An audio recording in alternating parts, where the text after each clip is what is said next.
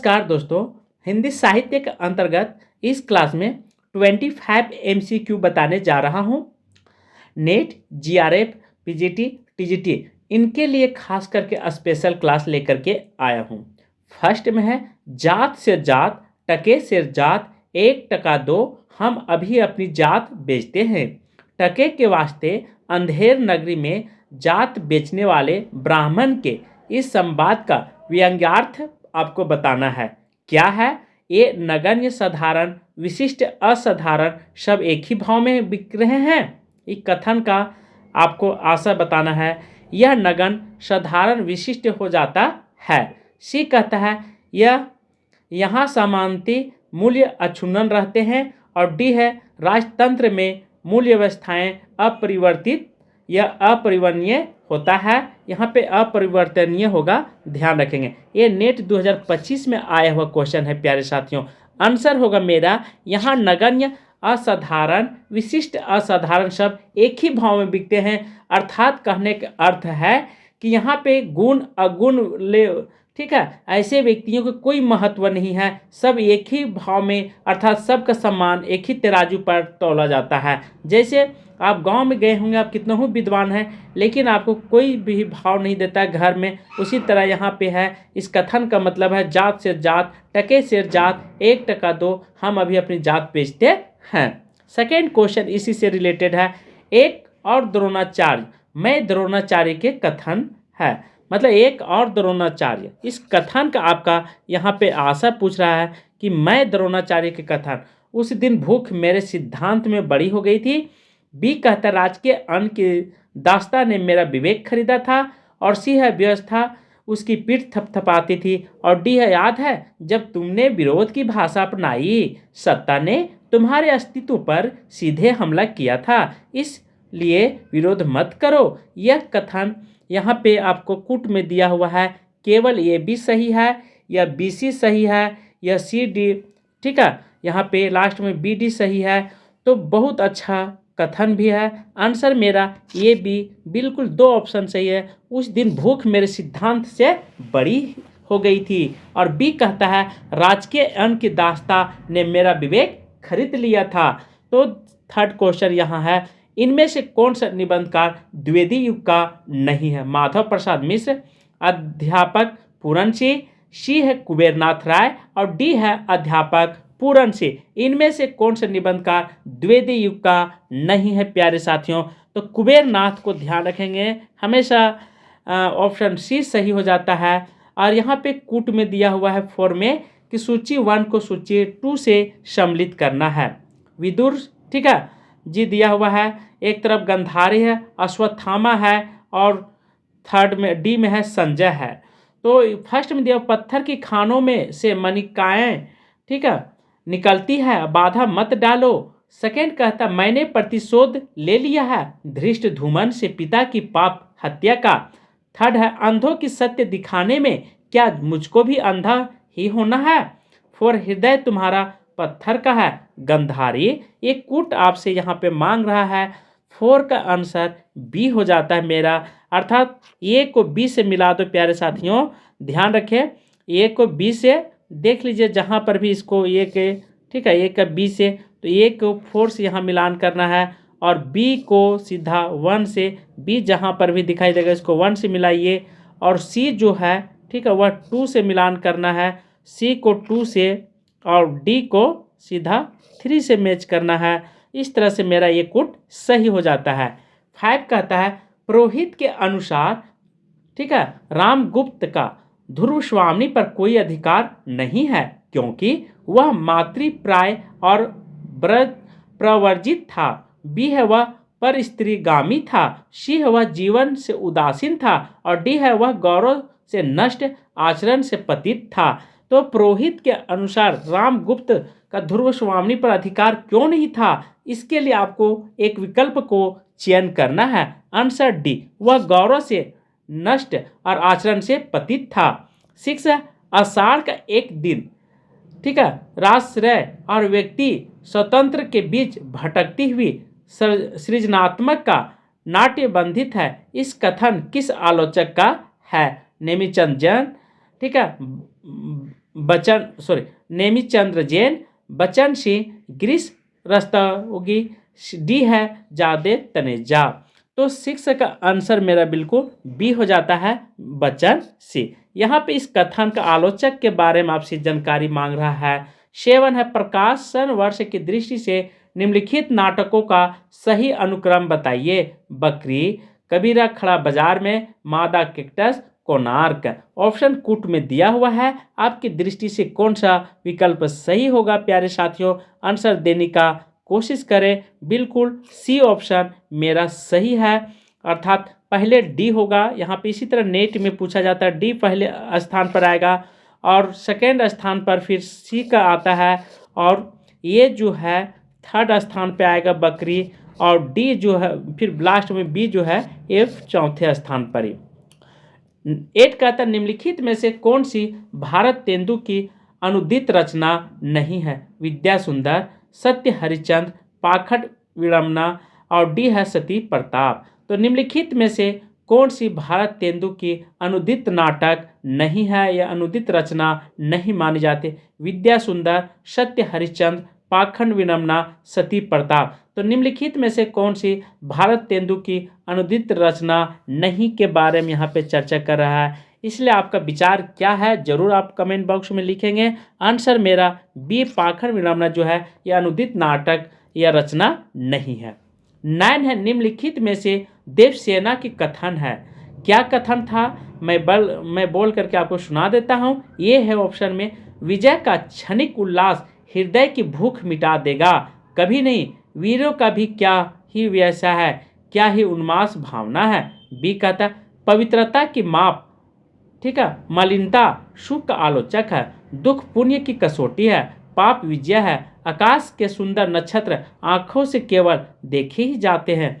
सी कहता है नए ढंग के आभूषण, सुंदर वस्त्र, भरा हुआ यौवन, यह सब तो चाहिए ही, परंतु एक वस्तु और चाहिए, पुरुष की वंशीभूत करने से पहले धोखे की टट्टी। डी कहता है ऐसा जीवंत विडंबना है जिसके लिए दिन रात लड़ना पड़े। नीचे दिए गए विकल्पों में आपको सही विकल्प का चयन करना है प्यारे साथियों। मेरा ऑप्शन 9 का सी हो जाता है, केवल बी और सी बिल्कुल क्या है सही माना जाएगा। ठीक है। 10 है अंधा युग के अंकों का नाम लिखिए। ठीक है, अंधा युग के अंकों का नाम लिखिए। गौरव नगरी का विनाश, बी है पांडव विजय, सी है पशु का उद्यम, और डी है गंधारी का श्राप। अंधा युग के अंकों के बारे में आपसे पूछ रहा है, आंसर यहाँ पे कूट में पुनः दिया गया है, तो डी है। सी और डी मेरा बिल्कुल सही ऑप्शन हो जाता है। तो 11 नेट में हमेशा इसी तर्ज पर, इसी बेस पर आपका क्वेश्चन सारा रहेगा। 11 प्रकाशन वर्ष की दृष्टि से जयशंकर प्रसाद के निम्नलिखित नाटकों का सही अनुक्रम बताइए। काम्य, ठीक है, कामना, राजश्री, विशाखा और प्रायश्चित। तो यहाँ पे ध्यान रखिए प्रकाशन वर्ष की दृष्टि से आपसे पूछ रहा है 11 का डी। जहाँ पर भी है ये कुट में दिया हुआ है, तो पहले क्या होगा, प्रकाशन दृष्टि 1 में प्रायश्चित होगा, बी का स्थान राजश्री का होगा, और सी जो है कामना तीसरा स्थान होगा, और ठीक है सॉरी हाँ सी का स्थान जो है वह तीसरा होगा, अर्थात विशाखा का, और कामना का स्थान फर्स्ट में होगा। तो इस तरह से मेरा बिल्कुल डी ऑप्शन सही हो जाता है प्यारे साथियों। 12 है बकरी नाटक के बारे में स्वयं लेखक के विचार क्या था। यह नाटक लिखा जाता है यदि हिंदी में कोई ऐसा नाटक होता जिसमें जन चेतना को लोक भाषा लोक रूपों के माध्यम से सामाजिक अन्याय के माध्यम जोड़ने का एक नया व्याकरण देखने को मिलता है। बी कहता है यह नाट्य लिख लेने के बाद मैंने इब्राहिम अलकाजी से आग्रह किया था कि रंगमंच पर प्रस्तुत करें। सी कहता है इस नाटक के सभी निर्देशकों ने इसके मूल आलेख में कोई परिवर्तन नहीं किया। डी यदि हिंदी नाटक के नाटककार यश प्रार्थी न होकर के आम आदमी के बीच ले जाना हिंदी रंगमंच के लिए अनिवार्य मानते हैं तो यह नाटक लिखा जाता है। नीचे दिए गए विकल्पों को आपको सही अनुक्रम के साथ सजाना है, सही विकल्प चयन करना है प्यारे साथियों। 12 का आंसर सी बिल्कुल हो जाएगा। ए और डी मेरा बिल्कुल 2 कथन सही हो जाता है। 13 है यहाँ पे ऑप्शन 1 और ऑप्शन 2 को मिलान करना है। आलस देश की दुर्दशा निहारोग डूबते को कभी उबारेगा नहीं। बी देवसेना बकरी को क्या पता था मशक बन के रहेगा पानी भरेगा लोग। और सी गंधारी मैंने कहा था दुर्योधन से धर्म जिधर होगा वो मूर्ख उधर जाएगा।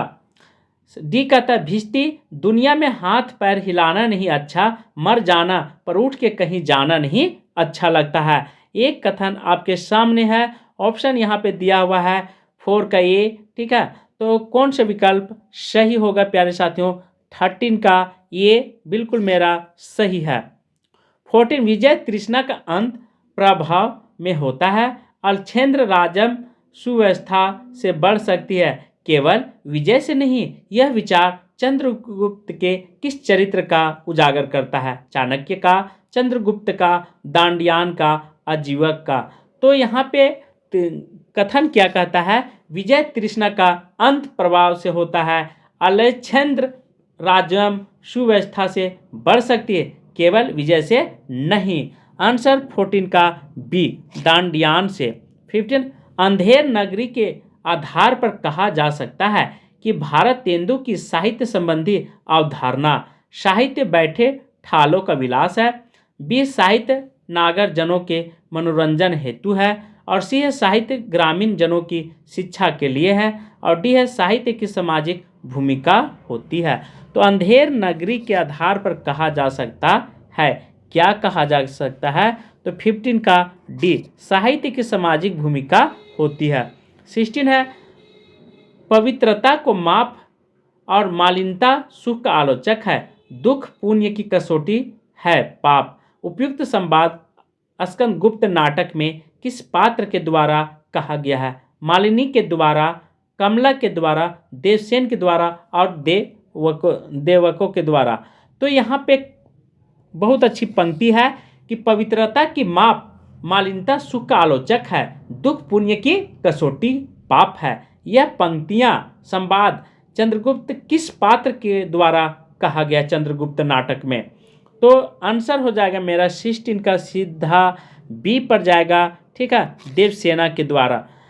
17 मानव कब दानों से भी दांत पशु से भी कठोर करुणा के लिए निर्वकाश हृदय वाला हो के लिए भय क्यों हो? वर्तमान को मैं अपने अनु जाना जा सकता हूँ अतीत सुखों के लिए। ठीक है, सोचा क्यों लूँगा, मतलब सोच क्यों लूँगा फिर चिंता किस बात को न लिखा जाता है? यह उपयुक्त संवाद चंद्रगुप्त नाटक में किसके द्वारा कहा गया था? आंधिक के द्वारा, चंद्रगुप्त के द्वारा, दंडियान के द्वारा या सिहरन के द्वारा। तो यह पंक्ति किसके द्वारा कही गई थी इस नाटक में? आंसर डी सिहरन के द्वारा। 18 कहता है श्रीपद बेहद गंवार। ठीक है, मतलब गंवार मतलब गांव, मतलब पढ़ा लिखा योग्य नहीं था, उसको गंवार कहा जाता। खाने की मेज पर बैठकर पसीना सुखाता। मैं कहता हूँ दीदी मैं इतनी मुद्दत के बाद यहाँ आया हूँ, तुम्हारे छोटा भाई हूँ, तुम लोगों से हसरत दिल में लिए हुए न जाने कब से इस महान भारत के नगर नगर भटक रहा हूँ। मैं तुम्हारे या तुम्हें मेरा पल भर को भी यहाँ बैठना नहीं सुहाता। उपयुक्त संवाद अंजो दीदी नाटक में किसके द्वारा कहा गया है? श्रीपद के द्वारा, इंद्र नारायण के द्वारा, नजीर के द्वारा या नीरज के द्वारा। तो यह कथन ठीक है किसके द्वारा कहा गया? 18 का ये श्रीपद के द्वारा। 19 है जिसकी आत्मा कमजोर हो उसे लालच स्वार्थ ने घेर रखा है, जो वह इस बकरी से क्या पाएगा? भगवान के पास खाली हाथ न जाने का मतलब यही है, जो फूल लेकर जाता है यह स्वर्ग लेकर लौटता है, इसलिए श्रद्धा देना जानती है। आप इस बकरी को जितना दें उतना कम है। उपयुक्त संवाद बकरी नाटक में किसके द्वारा कहा गया था? कर्मवीर, सत्यवीर, दुर्जन सिंह, सिपाही के। यह पंक्तियां किसके द्वारा बोली गई थी प्यारे साथियों? आंसर बी सत्यवीर के द्वारा कही गई थी। 20 है आषाढ़ का एक दिन नाटक में मल्लिका का कथन कौन सा है? ठीक है, इस ऑप्शन ये सुन लीजिए, इस सौंदर्य के सामने जीवन की सब सुविधाएं है। बी कहता है कोई भूमि ऐसी नहीं जिसके अंतर में कोमलता न हो। थर्ड है आज तक का जीवन किसी तरह बीता ही है, आगे भी बीत जाएगा। ठीक है, ये मल्लिका का कौन सा कथन आपको सही लगता है उस पर जरूर ध्यान रखेंगे। 4 है यह अवसर देखने के लिए ही तो मैंने आज तक का जीवन जिया है। 5 है ये प्रतिध्वनि मैंने उज्जैनी से आने वाले व्यवसायियों से प्राप्त की है। नीचे दिए गए विकल्प को चयन करके आपको बताना है कि कौन सा विकल्प सही है। आंसर बी 235 235 ये बिल्कुल कथन आषाढ़ का एक दिन मल्लिका के द्वारा बोली गई कथन था। 21 है भारत दुर्दशा नाटक के संबंध में निम्नलिखित कथन पर विचार करना है। क्या है, इस नाटक में भारत, ठीक है, दुर्दैव और उसकी सेना के माध्यम से भारत दुर्दशा के चित्र प्रस्तुत हुए हैं। सेकेंड, इसमें मद्यपान को सही सिद्ध करने के लिए मदिरा नामक पात्र को रचा गया है। और थर्ड है भारत दुर्दशा नाटक भारत तेंदु के व्यवस्थित हृदय की अभिव्यक्ति है। और फोर है नाटक में प्रतीकात्मक पत्र रोक कहता है कि निहच्चे भारत को अब नाश है। 5 इस नाटक में भारत तेंदु के देशभक्ति समाज सुधारक के रूप में दर्शन होते हैं। नीचे दिए गए विकल्पों को सही विकल्प के सामने आपका दिया हुआ ऑप्शन है 21 का आंसर सी हो जाएगा, केवल 135। 22 है सूची 1 को सूची 2 से मिलान करना है, विकल्प 1 को विकल्प 2 से। एक तरफ नाटक दिया हुआ है, दूसरी तरफ पात्र चंद्रगुप्त, अंजू दीदी, बहरी, स्कंदगुप्त, मुन्नी, राम, जयमाला, लीला। तो कौन सा ऑप्शन बिल्कुल सही हो जाएगा? 22 का आंसर सी। ठीक है, अर्थात ए को 4 से मिलाना है, बी को 1 से और सी को 2 से और डी को 3 से। इस तरह से जहां भी आपका यह होगा वो बिल्कुल सही होगा। अर्थात ए को 4 से मिला दीजिए प्यारे साथियों, और बी को 1 से, और फिर उसी प्रकार सी को लेकर चले तो सी को 2 से मिलाना है और डी को 3 से। 23 अंधेर नगरी नाटक में पहले से बाद में आए संवादों का क्रम निर्धारित कीजिए। अंधेर नगरी नाटक में पहले के बाद में आए संवादों का क्रम निर्धारित करना है। चना चुरमुर बोले बाबू खाने को मुंह खोलो। सेकेंड है लोभ पाप को मूल है, लोभ मिटावत मान। थर्ड है चूरन जब से हिंद में आया इसका धान बल कभी घटाया। फोर है चूरन साहब लोग जो खाता है सारा हिंद हजम कर जाता है। 5 है चना खाते मियाँ जुलाहे दीदी हिलती गायें बिगाहे। तो यह पंक्तियाँ किसके लिए? 23 का आंसर डी 2 1 5 3 4 हो जाएगा। तो 2 जहाँ होगा वो 2 पहले सही होगा, उसके बाद 1 पर जाएंगे, ठीक है, उसके बाद 5 हो जाएगा, फिर 3 हो जाएगा और 4। इस तरह से मेरा विकल्प सही हो जाता है। 24 है नीचे दिए गए कथन को चयन करना है। कथन 1 कहता है सिंदूर की होली नाटक में कुल 2 अंक है। नजीर, माहिर, अली, चंद्रकला और कृष्णलला इसके प्रमुख पात्र हैं। कथन 2 कहता है सिंदूर की होली नाटक की कथा प्रातःकाल 9 बजे शुरू होती है तथा कथा की अंतिम घटना लगभग 10 बजे रात्रि में बीत जाती है। उपयुक्त कथन के विकल्प में आपको सही बताना है। कथन 1 कथन 2 को सत्य है, बी है कथन 1 यह दोनों असत्य है, सी है कथन 1 सत्य है लेकिन कथन 2 जो है वह असत्य है, और सी कहता है कथन 1 असत्य है लेकिन कथन 2 सत्य है। कौन से विकल्प आपकी दृष्टि से सही होना चाहिए? आंसर डी जो है कथन 1 असत्य लेकिन कथन 2 सत्य है। बिल्कुल, सिंदूर की होली नाटक की कथा प्रातःकाल 9 बजे शुरू होती है तथा कथा की अंतिम घटना लगभग 10 बजे रात्रि में बीत जाती। ये कथन बिल्कुल मेरा सही है। एक लास्ट क्वेश्चन 25 है, नीचे दिए गए कथन है अभिकथन जिसको ठीक ए से डिनोट करते हैं और दूसरा है आर से। तो एक और द्रोणाचार्य नाटक, देखिए कथन ये क्या कहता है, यह एक द्रोणाचार्य नाटक के माध्यम से समकालीन शिक्षा जगत की अर्थात विसंगतियों एवं विद्रुपताओं को उजागर किया है। और बी कहता है एक और द्रोणाचार्य वर्तमान शिक्षा व्यवस्था में व्याप्त भ्रष्टाचार, पक्षपात, शिक्षक समुदाय पंगु, असहाय, बेबस, अपाहिज, वरित्र को प्राणिक पौराणिक कथा के माध्यम से प्रस्तुत करता है। उपयुक्त कथन के आलोक में नीचे दिए विकल्पों को सही चयन करना है। तो आपके सामने ये विकल्प दिया गया है। 25 का आंसर जो है कौन सा सही होगा? Option A. ठीक है, ए और आर दोनों सत्य है, पर आर ए की सही व्याख्या करता है प्यारे साथियों। इस तरह से हमने लगभग 25 MCQ बता दिया हूँ इस क्लास में। तो आज की क्लास में यहीं पे समाप्त करता हूँ। Thank you. जय हिंद, वंदे मातरम।